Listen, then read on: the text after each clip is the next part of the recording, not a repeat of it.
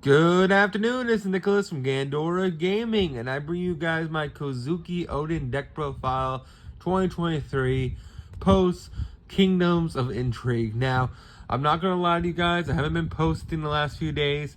I kind of wanted to take a couple days off, and that's what I did. And now we're back to our regularly scheduled programming where I'm posting a video once or 3 times a day. So I hope you all enjoy, and let's get straight into this. So first things first, Kouzuki Oden. This is a slept-on leader. Basically, his effect is, during the main phase, once per turn, trash one card from your hand, a Land of Wano type card, and it said 2 Dawn is active. So that's a pretty powerful effect. The fact that he just discard 1, get 2 Dawn is active is pretty strong. So basically, once you get to 10 Dawn, he's basically playing with 12 Dawn every turn, which is pretty insane. And just an overall, just a great leader in general. He's also 5 life, so he is one of those mono colors where he does have access to the 5 life, which is a luxury. A lot of decks these days have been made with the 4 life, and he is still one of the original 5 life characters, so that's pretty amazing.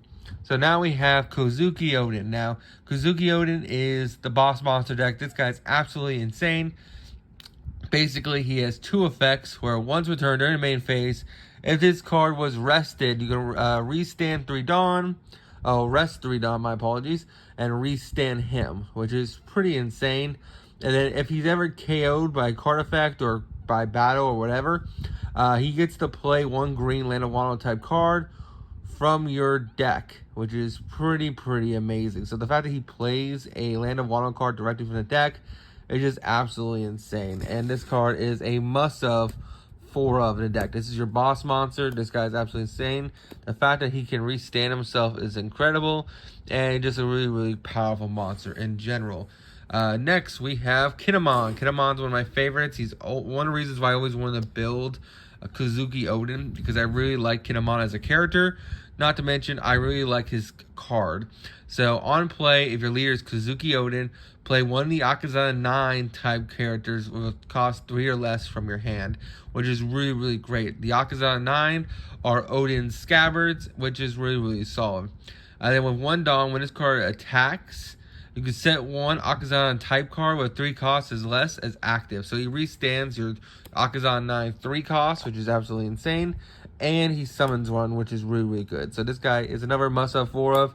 He is the leader of the 9 Scabbards once Oden passes. So this guy is absolutely insane. Of course, we can have Kinemon with our boy Denjiro. Denjiro is absolutely insane. Basically, Denjiro is one of those custom cards where he's only able to be played in Kouzuki Oden, just like Kinemon. Where basically Denjiro with 1 Dawn on him, when attacking, he gets to set 2 Dawn as active, which is absolutely insane. So not only is your leader setting your Dawn as active, but Denjiro, when he attacks, sets Dawn as active, which is just really amazing.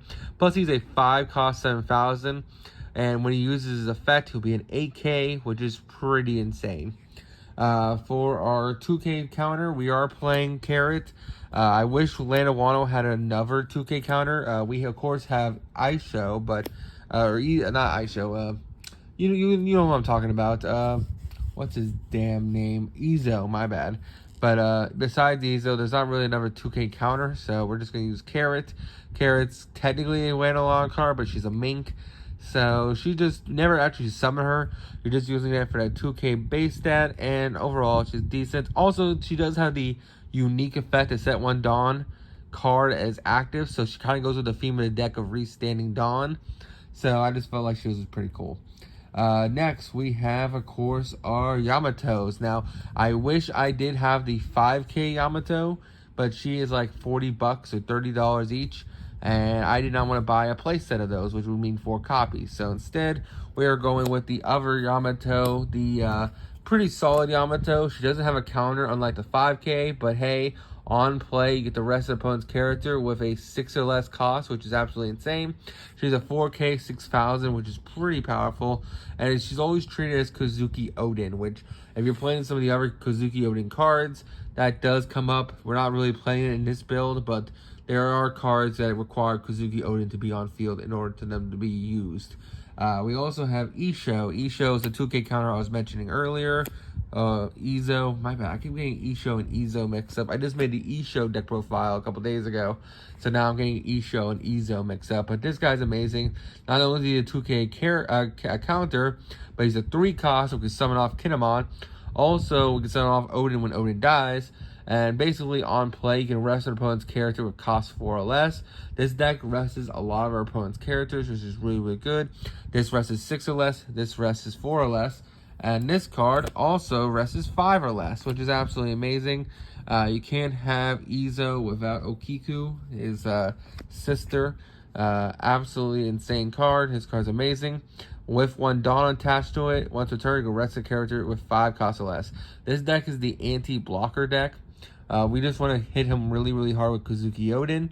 So all our cards just say no, hey, you're just not going to be able to put a blocker on field. So you better be discarding your hand, which is pretty powerful. Next we play for Shinobi.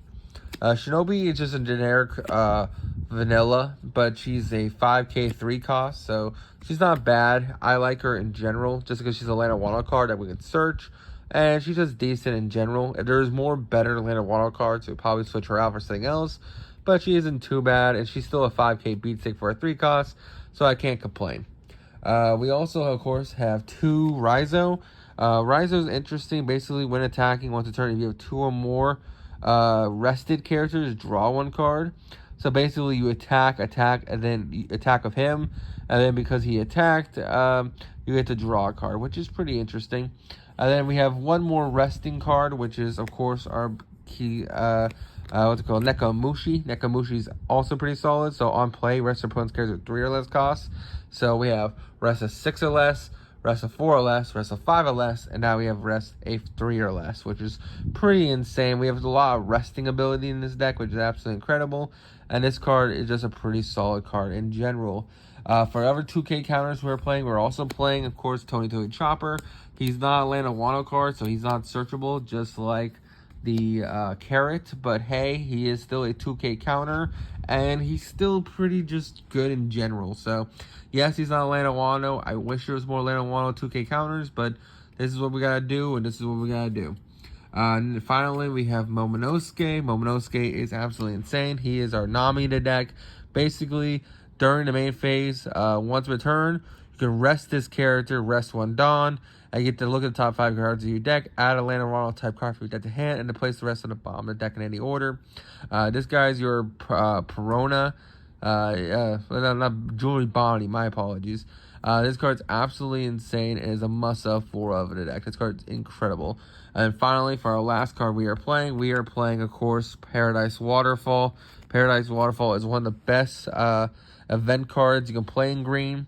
It is a Land of Wano card, so it's searchable, but basically, if your leader gains 2,000 power, then set a character as active, so you get to restand one of your guys so they can't kill them, which is really, really good. So that is it for the deck profile. I hope you all enjoy. Don't do anything stupid, and I'll see you on the next one. Bye-bye.